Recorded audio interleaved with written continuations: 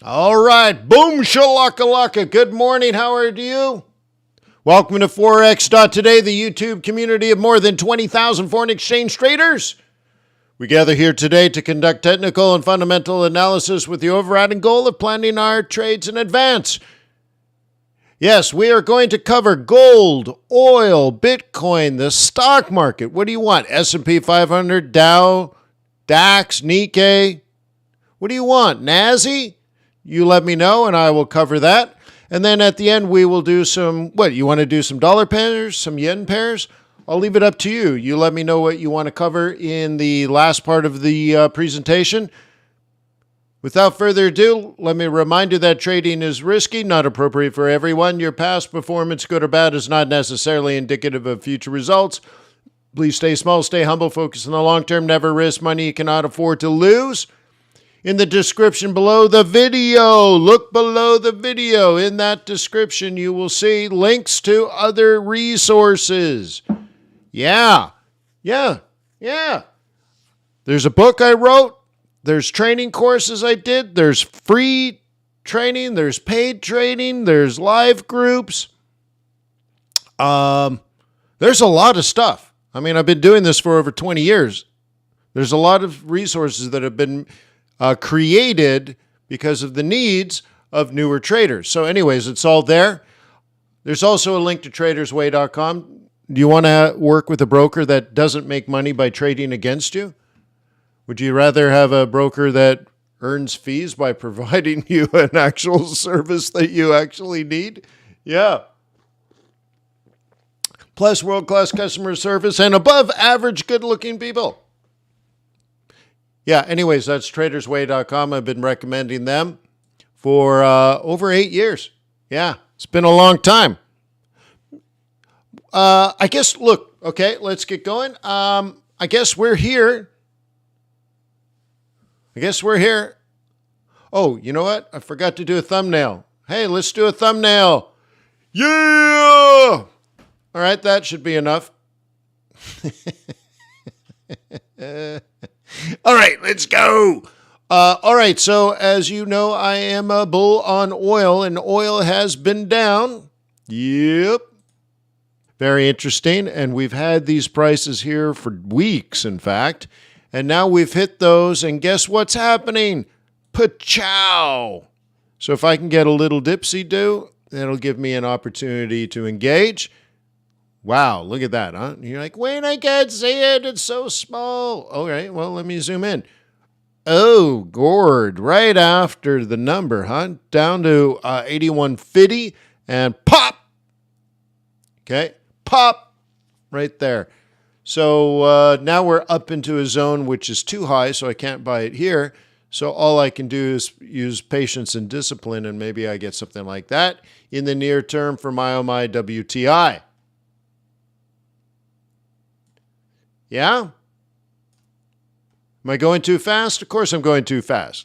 Let's go. How about gold? Gold, toppy, tippity, toppity, boo. Okay, gold. Oops, don't do that. Don't click that button. Delete. There we go. That's what I wanted. Okay, yeah. These are big numbers. And, well, you got the lower low. Okay, we even broke through the trend line. So here's what the 55 typically means. Toppity, toppity, top. So one thing that you could plan, and the key word there is plan. If you were a bear, you could look for the distance between these two lines. You can look to sell. Okay. Your fallback would be one up there. So you could do something like this. Let me do it in blue. You could do something like this. If you're a bear treating the lower low, waiting for a lower high.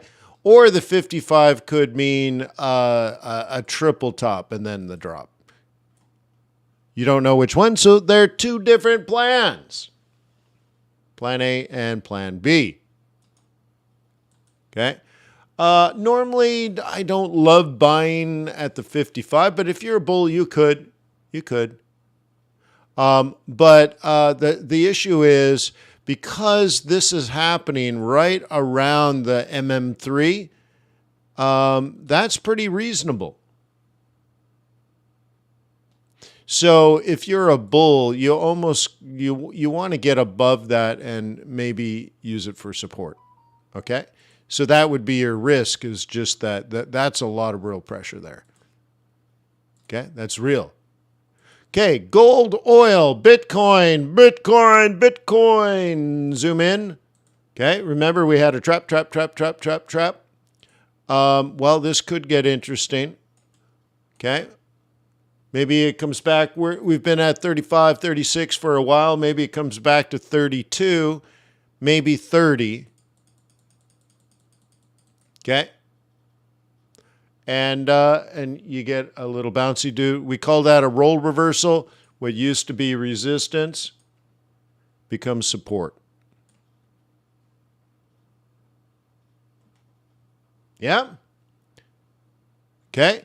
Now from in there, once you get down in there, maybe you can watch like maybe daily pivots start stepping up. I call that the stairway to heaven. SP500. Do you guys want to do the S&P or do you want to do something else? Let me switch over. Let's do US stocks over here.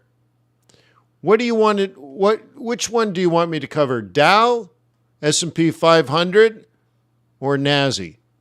Please type into the chat.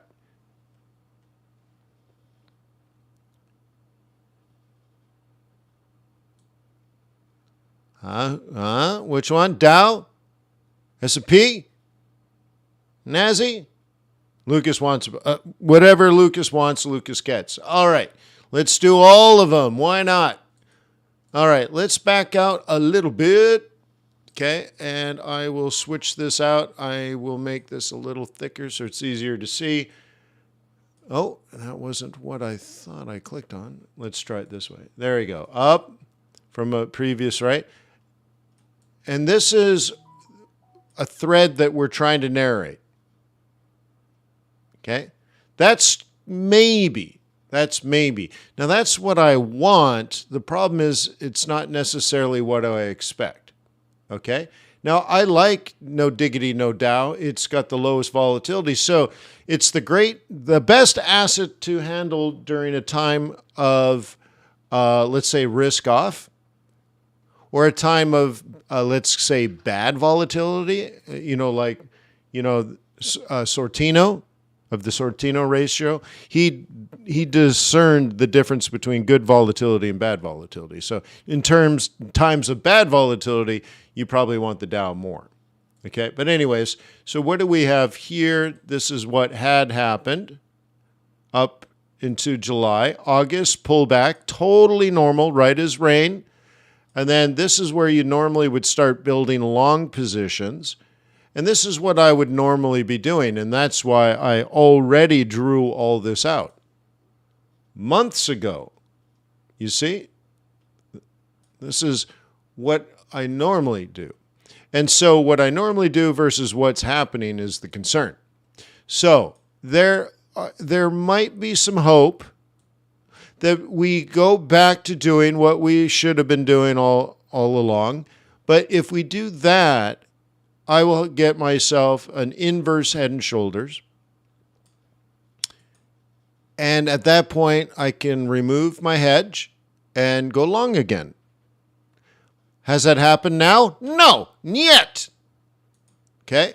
So all I have right now is the assumption that this needs to fall like this. Kicking off all the bearish moving averages. Again, it's not what I want. It's what seems to be real. Okay? What I want is irrelevant. Okay? Cool. Now zipping over to the S&P 500. Same, only different.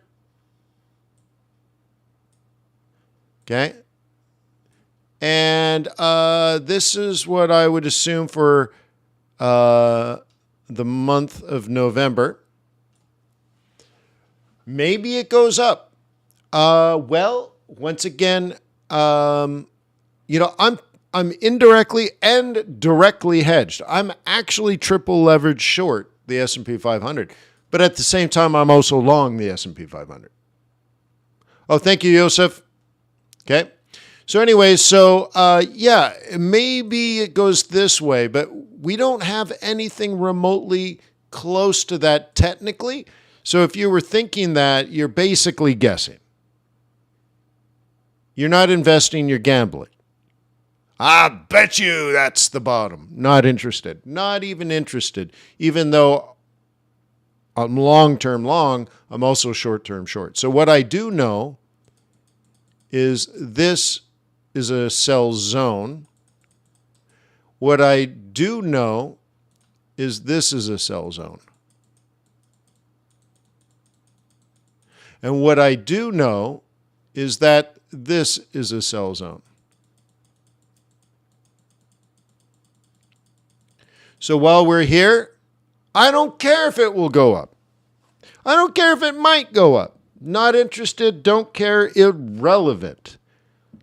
Okay, technical analysis is telling me the probabilities of past performance, trying to predict future results. And in this case, this is no doubt bearish. No doubt. So sell or don't sell? That is the question. And then if it blows through the sell, oh, I'll catch it on the other side. Don't you worry about me. Okay? So patient, discipline, and a hard ass.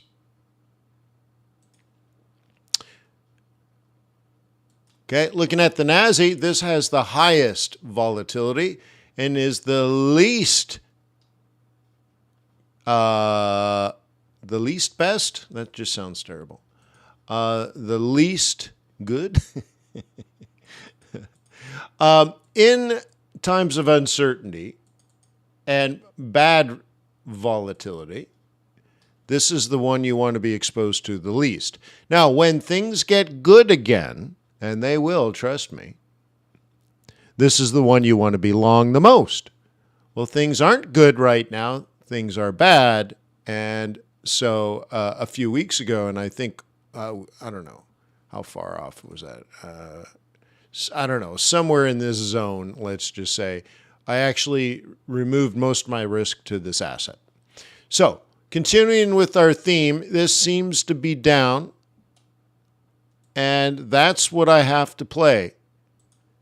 And the next level of support is still quite a bit below us. So, here's what I think. Okay?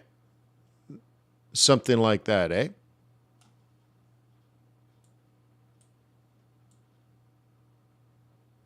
And that will continue forever until it stops. One day, though, it will do one of these things. And, well, I'll be a buyer of this asset class again. Okay, I love it on the way up. I hate it on the way down. Okay, cool. So, still doesn't look great. Oh, reminds me. We have an FOMC meeting today at 2. Well, the announcement comes out at 2. The press conference is at 2:30.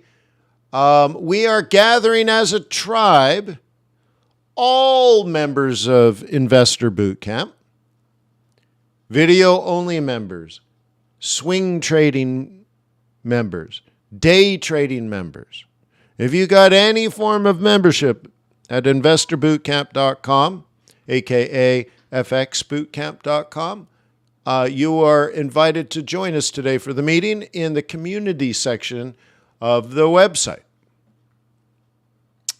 And I don't know if I have a link. I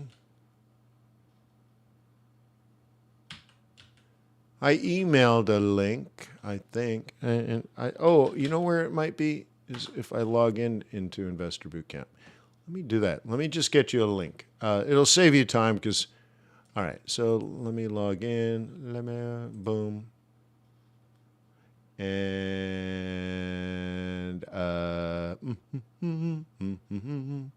enter. There's the link there, but you can just go to the meetup. Here it is, November 1st, FOMC press conference. 1:45, I'll open up the room. Okay, we have our 8 people already RSVP'd. Now we have 9 people RSVP'd. So let me give you the link to that so you can RSVP.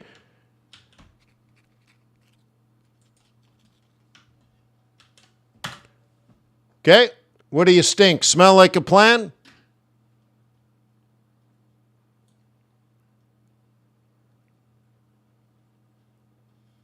Okay.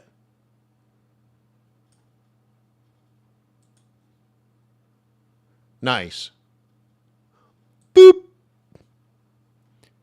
Good. Glad we did that. So please RSVP. That way I know how many cookies and muffins to buy.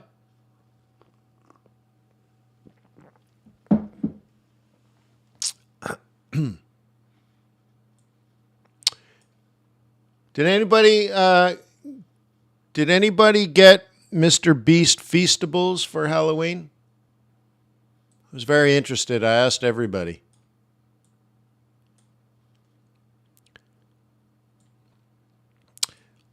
Because partially I want to see if they know anything about social media. Now, I asked the former president of a chocolate company. I met with her a couple of weeks ago. And I'm like, what do you think of Mr. Beast Feastables? Who? Mr. Beast. I don't know. I don't know who that is. Oh, well, he has a chocolate company now, and he's selling more chocolate than God. Like, yeah, you should know. Yeah, so anyways, Mr. Beast is the #1 YouTuber. Yeah, 200 million subscribers. Yeah.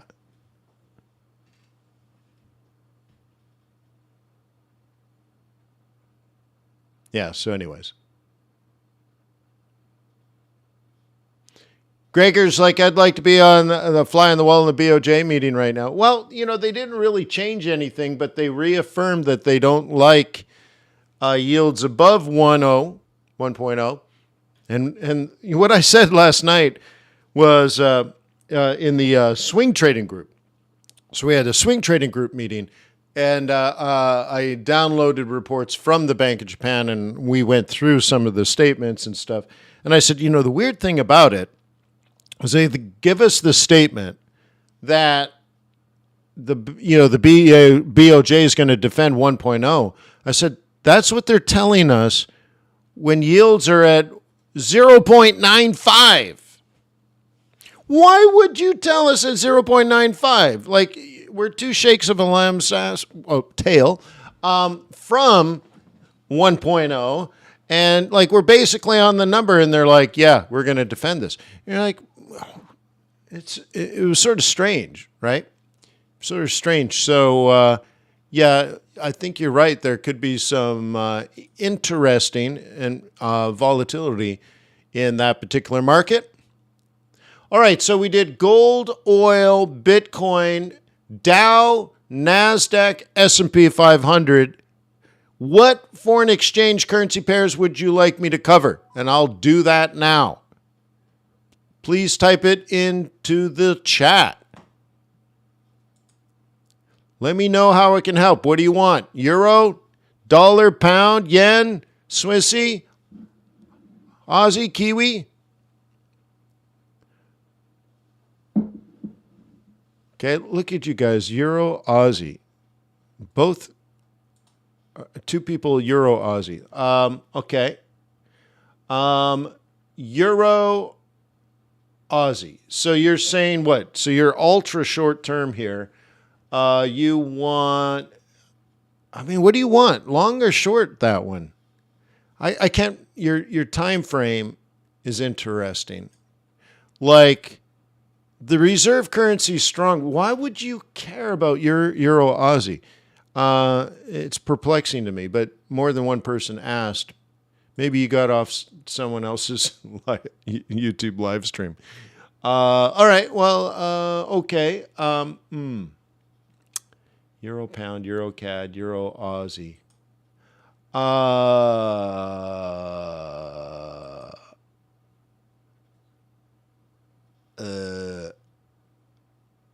Yeah, yeah. All right. Well, this is.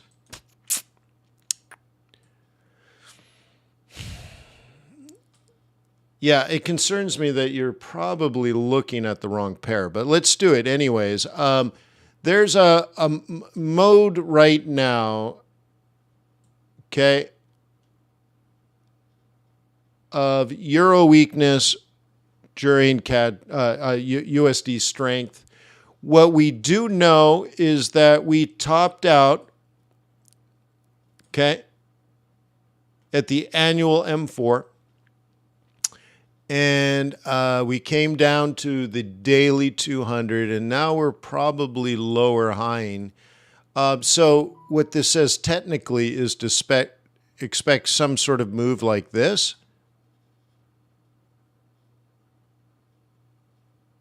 Okay. Is that right, Greg? Is that why? Okay. Yeah, well, see, you know, I'm a macro trader, right? So I focus mostly on dollar and yen and gold and oil and like those things. I don't believe there's really a Euro Aussie market. There's a Euro, so you can create a Euro index, and there's an Aussie and Aussie versus everything, so you can create an Aussie index, but very little money is actually flowing to and from. So to me, it's like an indirect observation. Okay. But so anyways, that's where I get cut up, where I don't think there's so many indirect things going on. So like when I think of Aussie, I'm really concerned about China, but now I'm very concerned about China in regards to the euro. So, right? Okay. The higher average daily range. Okay. You know, to me, it's a peculiar reason, but that's fine. So we can see that technically where we are now is this problem has developed in this uptrend. And, you know, this is all prefaced with that it was the projected high for the year anyways. Okay, so then we come down here, which isn't really a lower low. And now we have a lower high. So are we going to get a lower low here or a higher low? And I suspect higher low. So I feel like this is like a trap, I guess, Greg, right? And to the others that Andrew and Andrew twice, I guess. Okay, but so I'm concerned that this is what we're going to end up with. Because they have similar threats, and then with the risk-off scenario, you know, like if the reserve currency stays strong over the next while, then euro's going to be weakened. But China, unless they do something dramatic, this is going to be weak. So, you know, I mean, you know, this is what I fear out of that. Okay, but nonetheless, so. Today, Aussie's strong, which I don't have conviction for. Euro's weak, which I don't really have conviction for. But you would trade it this way.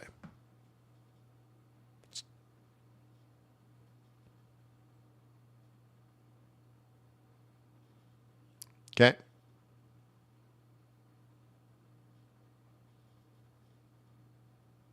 Now, Greg says, now you figure Aussie's strong. So we would need positive data out of China for that. Okay. You might want to check seasonality on that as well. Typically, Aussie goes up on a risk-on world, but I'm not convinced that we have that going on at the moment. John wants to know the rules for trading pivots. Go to Investor Bootcamp, pay $88. Everyone else in this chat has probably done it. And there's 100 hours of training. You're going to learn a lot about pivot points.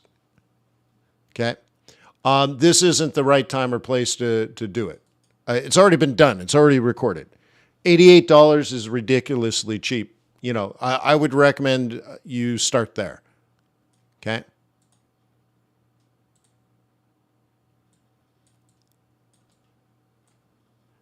And I'm not saying that because I'm trying to get your $88. No, I mean, look, it's there, dude. If you like what I'm doing, if you like my style, dude, yeah. So I don't mean to push you off or push you away.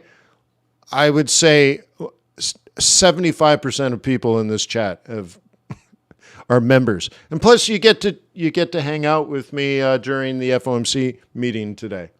That's included in your membership.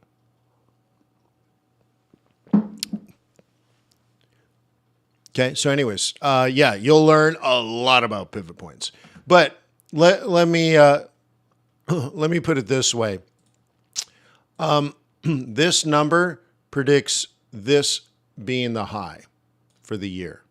And in fact, if we want to get really technical, this low of the year, and this is how you're thinking in the beginning of the year, when you're down here in January, February, and you find that a bottom is forming, you're thinking this is your conservative target. This is your aggressive target. Okay? So this is part of my thinking as well to those that are trading Euro Aussie, and I think you're thinking bearish right now, but I think this could break and snap this way.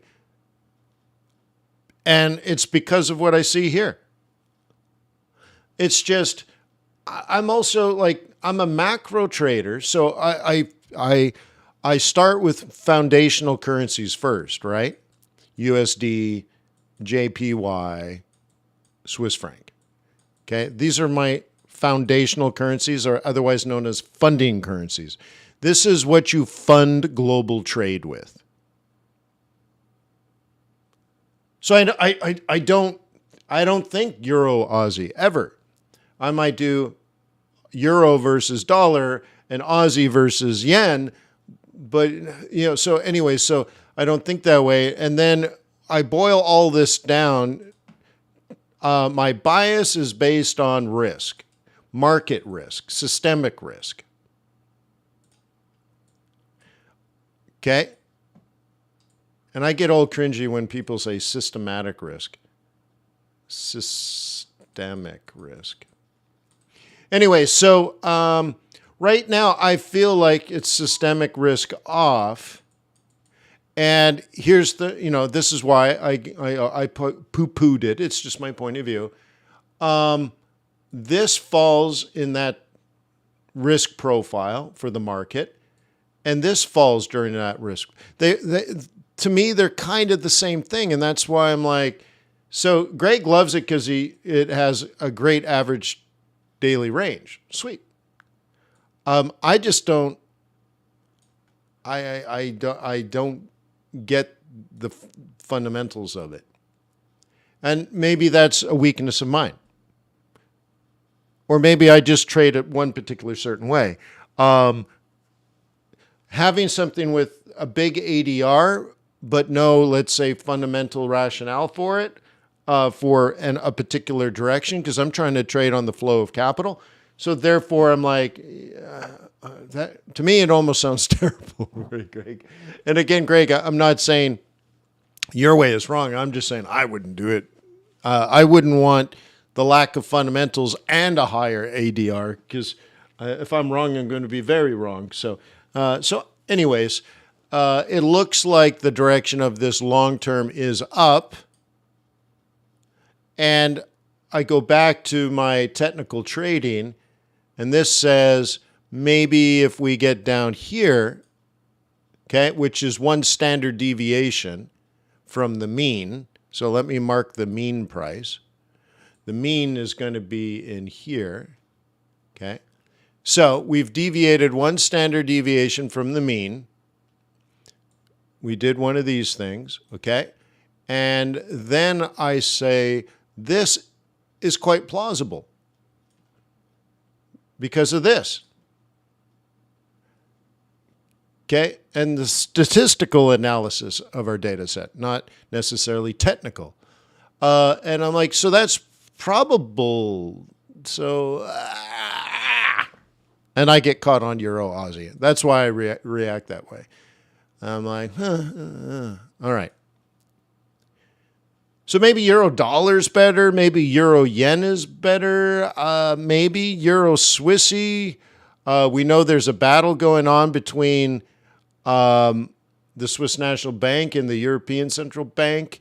So I would point you somewhere over there and, okay, and say, all right, now we've topped out deviation-wise. And you're like, it's very similar, isn't it? Well, right now I'm looking at monthly pivots, not daily. And I would make the assumption of, you know, the Swiss National Bank wants this to go up.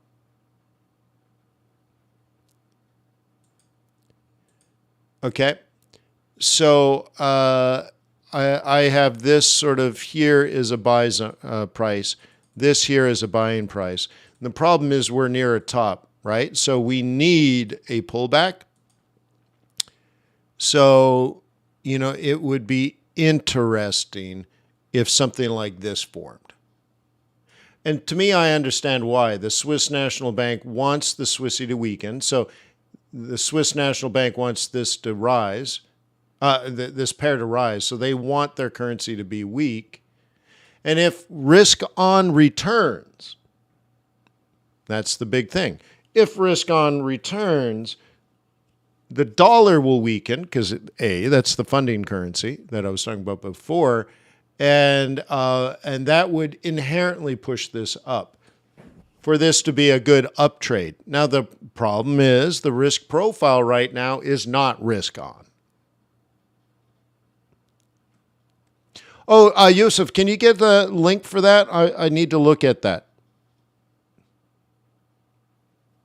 Okay. So anyway, so this is what I want. This is what the Swiss National Bank wants.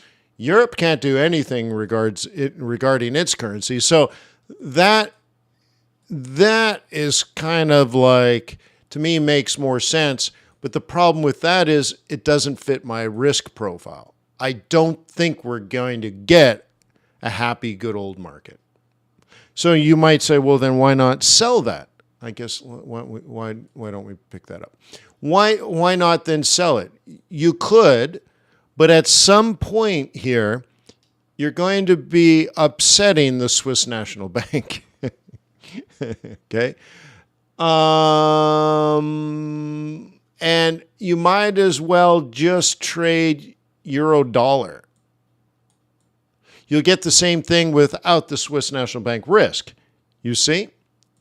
Then you're like, well, what about euro yen? Well, we have an issue with that central bank, don't we? Okay?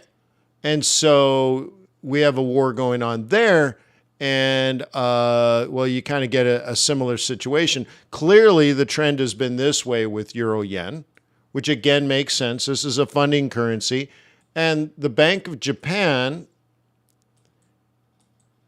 on purpose, weakens the yen. Right? So, like, again, I'm going to go back to this idea. Trading Euro Aussie, and maybe because it's got a high ADR, I'm like, you're kidding me. This is a trend that's been going on for nearly 3 years. I can't even fit the trend onto my... There we go. This trend has been going on for 4 years, three years.